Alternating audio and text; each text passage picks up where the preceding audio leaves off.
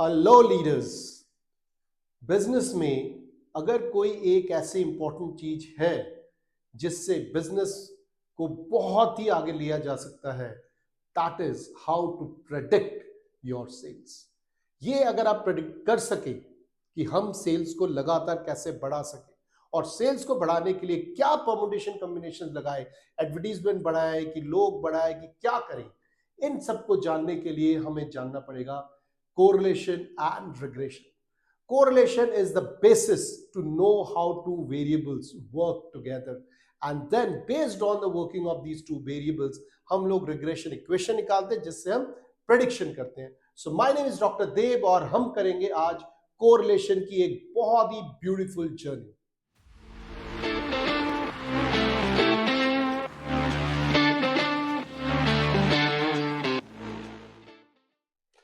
अच्छा, तो एक बहुत सिंपल एग्जांपल लेते हैं, जैसे कि इनकम और सेविंग्स।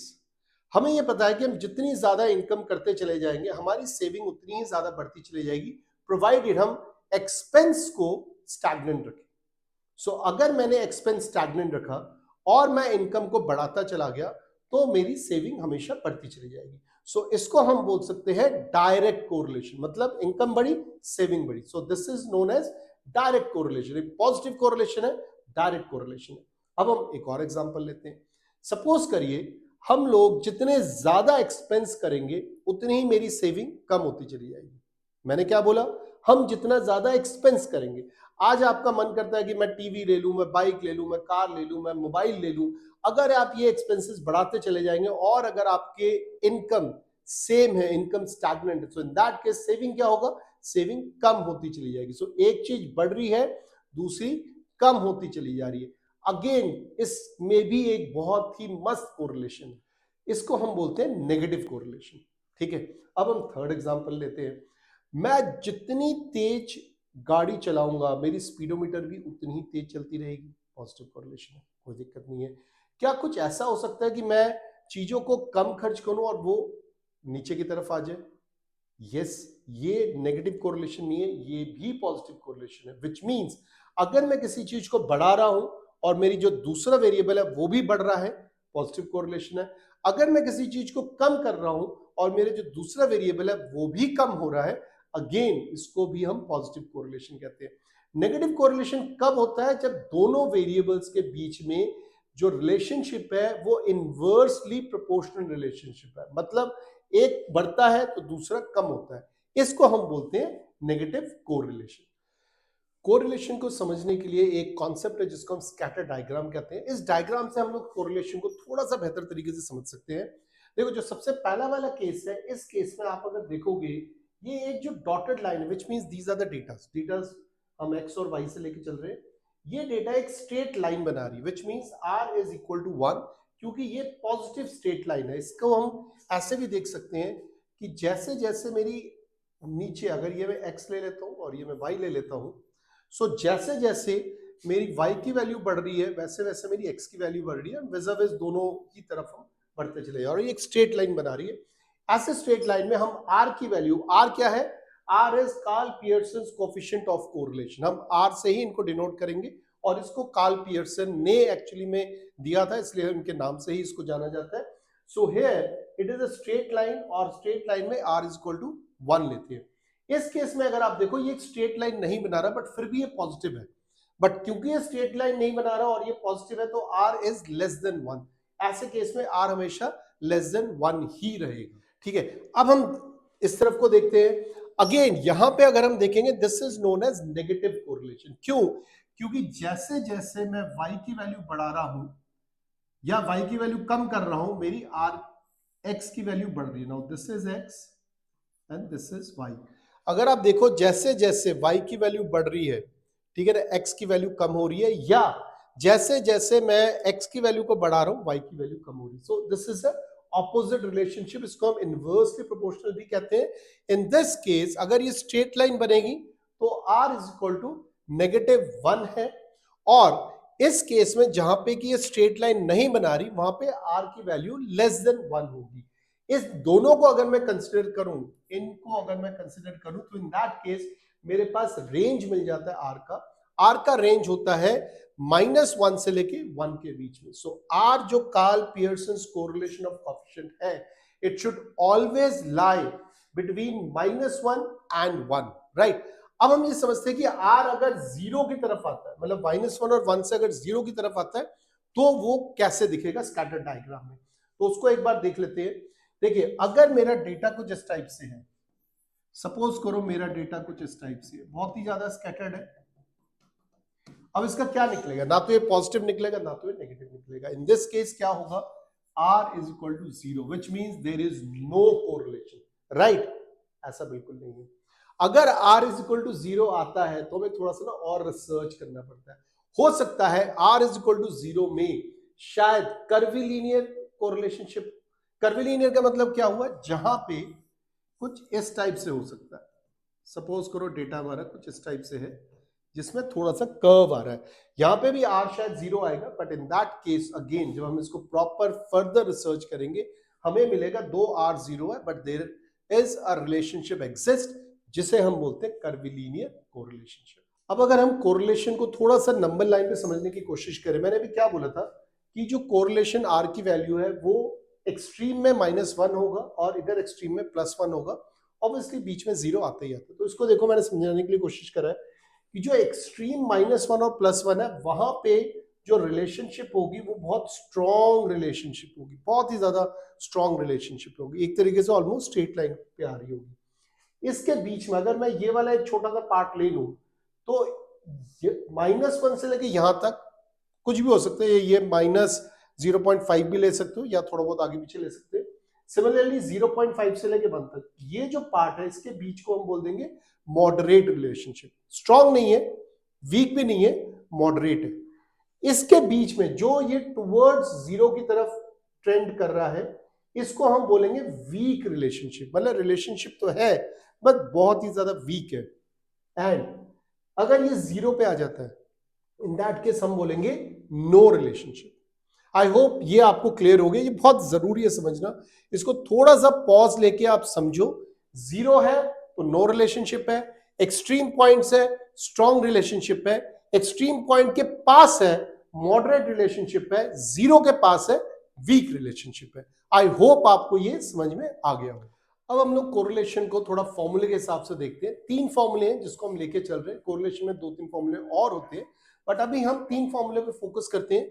सबसे पहला जो फॉर्मूला है वो होता है R. R is the coefficient of correlation is equal to covariance of x y upon standard deviation of x and standard deviation of y, right? इसको आप लोग लिख लो, covariance of x y upon standard deviation of x into standard deviation of y। इसी को जब हम फॉर्मूले को खोलते हैं, जब हम कोवेरियंस का फॉर्मूला लिख देते हैं, जब फॉर्मूले को हम खोलते हैं तो हमारे पास ये फॉर्मूला। अब आप देखो x बार क्या है, हम मीन से निकालते थे। So which means r is equal to summation of multiplication of x minus x bar into y minus y bar upon under root of summation of xi minus x bar का square into summation of yi minus y bar का square, right. इसी फॉर्मूले को जब हम further, अगर हमारे पास, हम देखो कब मीन लेते हैं, ज्यूम मीन लेते हैं और कब हम मीन लेते हैं। अगर मेरे पास जब मैंने मीन लिया और जो मीन है वो डेसिमल में नहीं है तो ऐसे केस में मैं मीन से ही आगे बढ़ सकता हूं, मुझे एज्यूम मीन में जाने की जरूरत नहीं है। बट अगर मैंने मीन निकाला और मीन जो है वो डेसिमल में आ गया तो बेटर यह है कि मैं एक एज्यूम मीन ले लूं, क्योंकि ऑलमोस्ट सेम ही कॉन्सेप्ट होता है और आगे मैं बढ़ जाता हूं क्वेश्चंस में। सो अगर एज्यूम मीन होता है तो x माइनस एक्स बार की जगह हमें पता है वो dx हो जाएगा, which is x minus A, dy हो जाएगा x माइनस वाई माइनस ए। सो उसी हिसाब से आप देखो फॉर्मूला ऑलमोस्ट सेम है, थोड़े बहुत चेंजेस है क्योंकि हमें अलग अलग फॉर्मूलेस को हम यूज कर पा रहे हैं। इन फॉर्मूलेस को आप आराम से लिख लो, फिर हम एक क्वेश्चन करते हैं और हम इन फॉर्मूलेस को क्वेश्चन से बेटर समझ पाएंगे। एक हम क्वेश्चन देखते हैं, ठीक है ना। क्वेश्चन मैंने बहुत ही सिंपल सा रखा है। x की वैल्यू लिए 9 से लेके 1 तक रिड्यूस हो रहा है, 9 8 7 6 5 4 3 2 1। x is a variable. इस वेरिएबल के हिसाब से y की वैल्यू जो है वो 15 16 14 13 11 12 10 8 9 कुछ इस टाइप से ये ऊपर से नीचे, नीचे से ऊपर जा रहा है। अब आप देखो सिंपल x है, सिंपल y है। मैंने कहा कि कोरिलेशन के 3-4 फॉर्मूले होते हैं निकालने के, बट हम सिंपल डायरेक्ट मेथड से निकालेंगे। इसमें हम कोई मीन नहीं ले रहे, कोई एज्यूम मीन नहीं ले रहे, सिंपल डायरेक्ट मेथड से निकाल रहे हैं। सो डायरेक्ट मेथड से निकालने का ये फॉर्मूला है मेरा, समेशन ऑफ एक्स वाई, मतलब एक्स और वाई को मल्टीप्लाई करना पड़ेगा, उसका जो समेशन होगा summation of X Y, summation of X and summation of Y, summation of X summation of Y, फिर क्या आ रहा है समेशन ऑफ एक्स का स्क्वायर, मतलब मैं एक्स जो है एक्स का मुझे स्क्वायर लेना पड़ेगा, उसका समेशन निकालना है, और ये वाला है समेशन ऑफ एक्स का स्क्वायर, मतलब ये जो समेशन एक्स का है उसका हमें स्क्वायर निकालना। थोड़ा अगर कंफ्यूजन है कोई बात नहीं, हम अभी इसको सॉल्व कर लेते हैं। इसको आप नोट कर लो, इसको हम कहते हैं डायरेक्ट मेथड, ये मेरा पहला मेथड है, राइट। सो इसको आप नोट करो, फिर हम आगे बढ़ते हैं। ओके, सो मैंने ये एक तरीके से इस फॉर्मूले को ही मैंने ओपन करा है कि हमें ये समान चाहिए, मतलब क्या चाहिए हमें, summation of X and summation of Y. Summation of X क्या होगा, इसको हम टोटल करेंगे, समेशन ऑफ वाई क्या होगा, इसको हम टोटल करेंगे, आप टोटल करो, इसको लिखो। उसके बाद समेशन एक्स स्क्वायर, मतलब हमें एक्स स्क्वायर लगाना है यहाँ पे, एक्स स्क्वायर का समेशन, 9 का कितना होता है 81, 8 का कितना होगा 64, 79, 36, 25, 16, 9, 4 एंड 1, राइट। अब इसका हमें समेशन निकालना पड़ेगा, जो यहाँ पे समेशन एक्स स्क्वायर है। सिमिलरली वाई का स्क्वायर करेंगे, उसका हम समेशन करेंगे। हमें एक और टर्मिनोलॉजी चाहिए होगी जो कि summation of X and Y है। सो यहाँ पे मैं वाई का स्क्वायर भी निकालूंगा और मुझे एक्स और वाई चाहिए। एक्स और वाई क्या बोला, इन दोनों को हम मल्टीप्लाई करेंगे। क्लियर हो गया। अब इसको हम सॉल्व करते हैं और हम ये सारे पॉइंट्स रखते हैं, उसके बाद हम फॉर्मूला लगा के आर की वैल्यू निकालेंगे। आप भी करो, मैं भी करता हूँ। ओके, सो हमने भी कैलकुलेटर यूज करा, कैलकुलेटर यूज करके हम भी अपने कैलकुलेशंस पे आ गए। आप भी एक बार चेक कर लेना, कहीं ऐसा ना हो कि कैलकुलेशन में गलती हो, कोई बात नहीं, बट ओवरऑल फॉर्मूला हमने बिल्कुल सही लिखा है। दिस इज द फॉर्मूला जो हम कर रहे हैं, जिसको हम सिंपल फॉर्मूला कह रहे हैं, सिंपल कोरिलेशन रॉ डेटा का, हमें कुछ भी मीन मोड मीडियन नहीं निकालना, उसके बिना हम कर रहे हैं। सो मैंने सारे नंबर्स को कैलकुलेट करके लिख लिया है और इन्हीं नंबर्स को मैं फिर इन फॉर्मूले में जो हमें चाहिए वहां पे मैं इसको एक्सप्लोइट कर रहा हूं। अब यहाँ पे क्या है, x summation x 45, summation y 108, summation x का स्क्वायर 285, समेशन y का स्क्वायर 1356, समेशन x का होल स्क्वायर मतलब 45 का होल स्क्वायर 2025, समेशन y का होल स्क्वायर मतलब 108 का होल स्क्वायर which is 11664 and then summation xy 597। अब हमें क्या करना है, ये जो सारे मुझे मिल गए इनको मैं इस फॉर्मूले में ऐड करूंगा, पुट करूंगा and then my answer will be there. चलो फटाफट आप भी यही चीज करो। तो मैंने फॉर्मूले में यूज करा, फॉर्मूले में सारे जो मुझे हमें मिले थे, सम करा था हमने, उनको हमने पुट करा, पुट करके ये मेरे सामने आ रहा है 9 इज द n नंबर्स थे, 9 नंबर्स थे। सो n into 597 minus 45 into 108, 9 into 285 minus 45 का होल स्क्वायर, ये सारा हमने निकाला हुआ था। निकाल के हमने इसको पुट करा, पुट करके फाइनली हमारे पास जो r की वैल्यू आई है 0.95 आई है, विच मीन्स 1 के बहुत पास है, which means almost strong correlationship है, राइट। सो ये हमें लिखना पड़ता है लास्ट में कि ये क्या प्रेडिक्ट क्या कर रहा है, सॉरी ये हमें बता क्या रहा है, तो ये हमें बता रहा है कि हाँ इन दोनों वेरिएबल के बीच में कुछ स्ट्रॉन्ग कोरिलेशनशिप है। क्लियर हो गया। अब हम जो नेक्स्ट फॉर्मूले करेंगे वो फॉर्मूले हम मीन डेविएशंस के करते हैं, मतलब मीन से कितने दूर है उनको हम मीन वाले फॉर्मूले लेके चलेंगे, x माइनस एक्स बार वाला। और सिमिलरली अगर मेरा x माइनस एक्स बार डेसिमल में आता है तो हमें पता क्या करना है, हमें x माइनस a ले लेना है, जो कि हम dx और dy के फॉर्म में करेंगे। सो उस फॉर्मूले को अब हम देखते हैं और हम आगे बढ़ते हैं। ओके, सो अब हम करते हैं एज्यूम्ड मीन मेथड। आप एज्यूम्ड मीन मेथड कर रहे हैं, सेम हमने x और y लिया है। फॉर्मूला आप देखो, फॉर्मूला में क्या आ रहा है, r is equal to n, जो कि नंबर ऑफ ऑब्जर्वेशन है, which is 9, dx dy minus summation of dx into summation of dy upon under root of n summation of dx का स्क्वायर, जो हमने लास्ट टाइम भी करा था, minus summation of dx का होल स्क्वायर। सिमिलरली y आएगा, dx क्या है x माइनस ए, y क्या है y माइनस ए। अब हम यहाँ पे a निकालने की कोशिश करते हैं। x में जब मैं a निकालूंगा तो मैं जो मिडिल मोस्ट वैल्यू है उसको मैं ले लेता हूँ, विच इज 5। इसके अंदर जो मिडिल मोस्ट वैल्यू है उसको ले लेंगे तो ये आ जाएगा 11। सो अब मैं क्या करता हूँ, ये जो सारी वैल्यूज है इन सारे वैल्यूज को मैं a के क्या नाम है एक निकालने के बाद सारे वैल्यूज को दोबारा से हम निकालते हैं और फिर हम फॉर्मूले में अप्लाई करेंगे। आप भी तब तक निकालो फटाफट। ओके, तो मैंने कैलकुलेट कर लिया कैलकुलेटर से।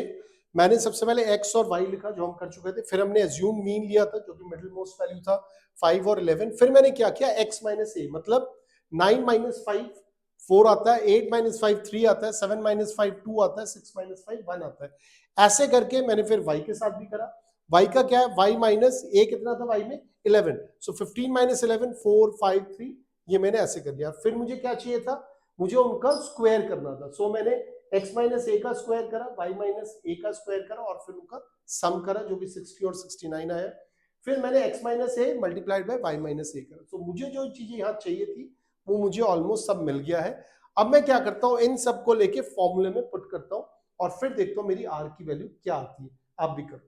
ओके, सो मैंने क्या करा, मैंने सारे जो हमने निकाले थे, बहुत सिंपल है, देखो प्लस माइनस करके मैंने इसके अंदर पुट करा। प्लीज ध्यान रखना पेपर में कैलकुलेटर जरूर लेके जाना, ये फिर भी बहुत सिंपल कैलकुलेशंस है, कल को अगर कुछ ज्यादा कैलकुलेशंस आ गए तो आपके लिए मुश्किल हो जाएगी।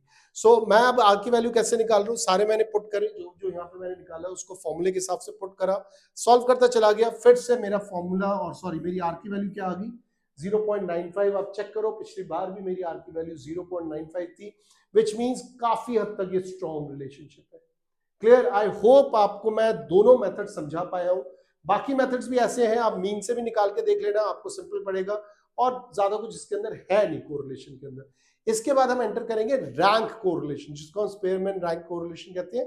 ये तब होता है जब सिमिलर सेम रैंक्स मिल जाते हैं। ठीक है, करके देखते हैं, आपको तब समझ में आएगा। ओके, अब हम करते हैं रैंक कोरिलेशन। अब आप एक सोचो, एक छोटा सा सिचुएशन लेते हैं कि भाई आपके कॉलेज में एक फैशन शो है जिसमें 10 बच्चे रैंप पे चल रहे हैं और 2 जज हैं। अब कोरिलेशन क्या निकालना है, अगर दोनों जजों ने अपने अपने नंबर्स दिए, अगर उन नंबर्स के बीच में कोई कोरिलेशन है तो इसका मतलब जो भी रिजल्ट आया दोनों जज का मिला के वो ठीक रिजल्ट आया। बट अगर दोनों जजों के मार्किंग में बहुत ज्यादा वेरिएशन है, मतलब ये है कि रिजल्ट जो आया वो फिर गलत होगा, क्योंकि दोनों ही जज बहुत ही ज्यादा एक दूसरे से दूर है।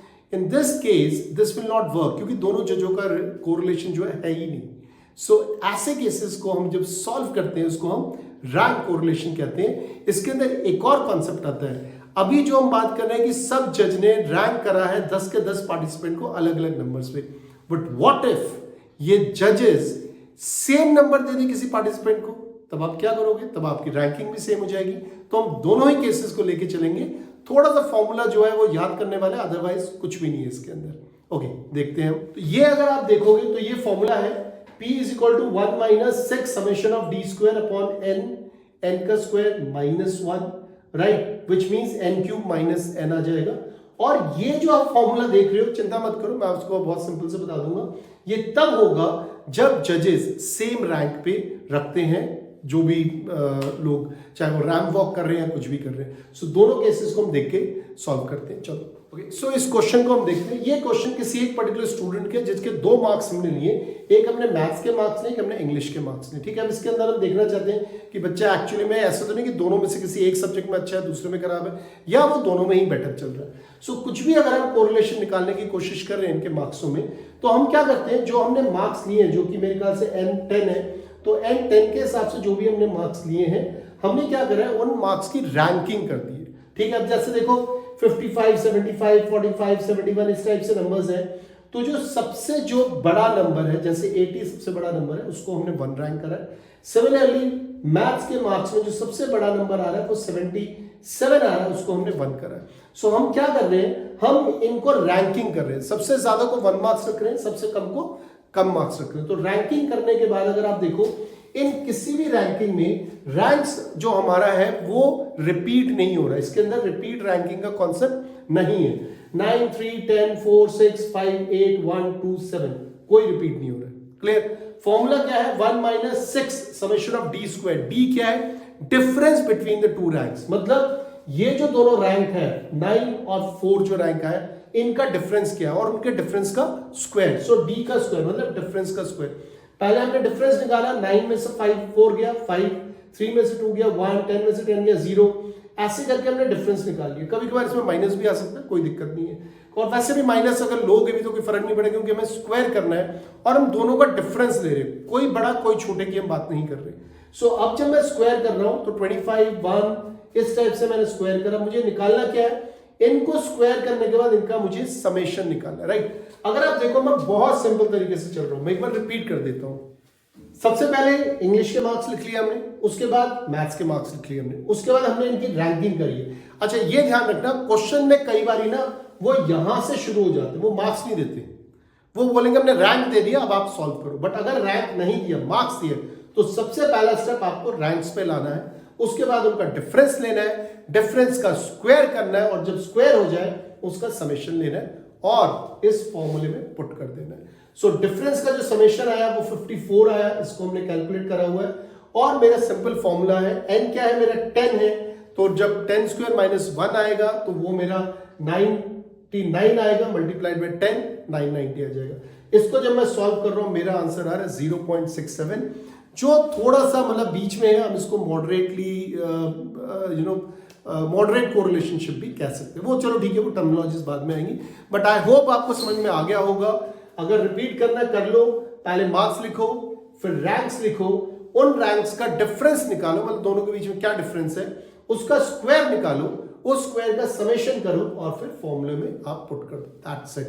बहुत सिंपल है, थोड़ा सा समझने वाला है। बट अब जो नेक्स्ट वाला करेंगे वो थोड़ा सा उसमें 1-2 स्टेप ज्यादा है, क्योंकि उसके अंदर सेम रैंक आ जाता है। ठीक है, चलो वो वाला भी देखते हैं। सो रैंक कोरिलेशन में जब सेम रैंकिंग की बात होती है, उसमें जो फॉर्मूला लगता है वो देखो ये वाला फॉर्मूला लगता है, जिसमें 1 माइनस यहां तक तो वही है, डी स्क्वायर तक आ रहा है, नीचे भी सेम है।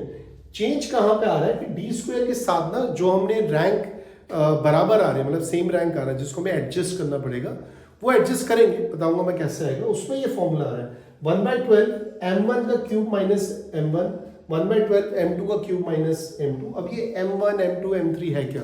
बहुत सिंपल है। m1 पहला जो रिपीट हो रहा है, पहला नंबर जो रिपीट हो रहा है, अगर वो 2 बार ही रिपीट हो रहा है तो m1 क्या होगा? 2 होगा। अगर वो 3 बार ही रिपीट हो रहा है तो m1 क्या होगा? 3 होगा। फिर नेक्स्ट नंबर कितनी बार रिपीट हो रहा है? नेक्स्ट नंबर लेट से वो m2 है, m2 कितनी बार रिपीट हो रहा है? लेट से 2 बार रिपीट हो रहा है, तो मेरा m2 क्या होगा? 2। अगर 3 बार होगा तो m2 क्या होगा? 3।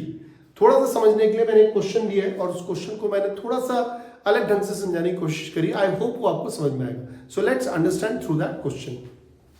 अब देखो ये क्वेश्चन है। अब इस क्वेश्चन के अंदर अगर आप देखोगे, सीरियल नंबर है जज 1 जज 2, इन्होंने आपको रैंक्स करे, ठीक है ना। अब जब हम बात कर रहे हैं नंबर्स की, क्योंकि मैं नंबर्स की ही बात कर रहा हूं, नंबर्स की जब मैं बात कर रहा हूं तो 17 नंबर जो है वो 2 बार ही रिपीट हो रहे हैं। अब अगर 2 बार ही रिपीट हो रहा है तो मैं रैंक कैसे कर सकता हूं? राइट, अब रैंक को देखने की कोशिश करो। मैंने क्या करा, जो सबसे ज्यादा बड़ा है उसको मैंने 1 दिया, सो 28 को मैंने 1 दिया। नेक्स्ट क्या है? 25 जिसको हमने 2 दिया है, 24 जिसको हमने 3 दिया है, 21 4 दिया है, 19 5 दिया है। अब 19 के बाद मेरे पास 17 आ रहा है, तो विच मीन 6 होना चाहिए था।